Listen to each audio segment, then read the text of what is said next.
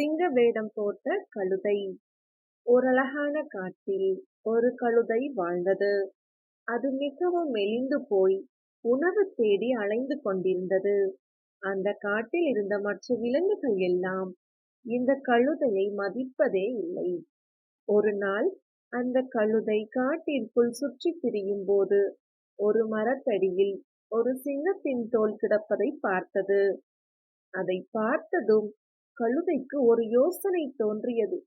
இந்த சிங்கத்தோலை நான் போர்த்திக் கொண்டால் இந்த காட்டிலுள்ள எல்லோரும் என்னை பார்த்து பயப்படுவார்கள். நான் ராஜாவைப் போல் வாழலாம் என்று நினைத்தது. கழுதை அந்த சிங்கத்தோலை தன் மீது போர்த்திக் கொண்டது. இப்போது அது பார்ப்பதற்கு ஒரு பயங்கரமான சிங்கம் போலவே இருந்தது. அது கம்பீரமாக நடந்து காட்டிற்குள் சென்றது.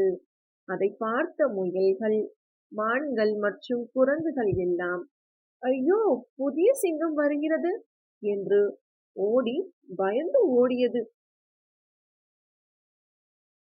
கழுதைக்கு ஒரே மகிழ்ச்சி. ஆஹா, காட்டில் உள்ள எல்லோரும் என்னை பார்த்து பயப்படுகிறார்கள், இனி எனக்கு கவலையே இல்லை என்று நினைத்துக் கொண்டே மற்ற விலங்குகள் சேகரித்து வைத்திருந்த உணவை எடுத்து சாப்பிட்டு மகிழ்ச்சியாக இருந்தது. ஒரு நாள் அந்த கழுதை ஒரு புத்திசாலி நரியை பார்த்தது. அந்த நரியையும் பயமுறுத்த வேண்டும் என்று கழுதை நினைத்தது.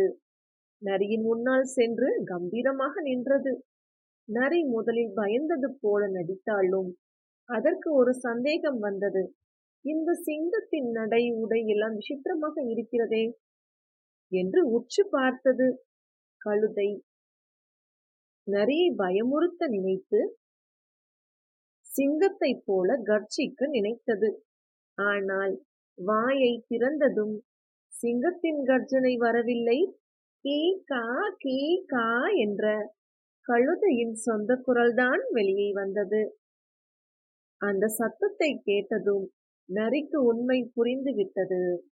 அது சத்தமாக சிரித்தது. ஹாஹா, இது சிங்கம் இல்லை, இது வெறும் கழுதைதான் என்று நரி மற்ற விலங்குகளிடம் கூறியது. உண்மை தெரிந்ததும் பயந்து ஓடிய மற்ற விலங்குகள் எல்லாம் திரும்பி வந்தன. எங்களை இவ்வளவு நாளாக ஏமாற்றினாயா என்று கோபத்துடன் அந்த கழுதையை துரத்தி அடித்தன.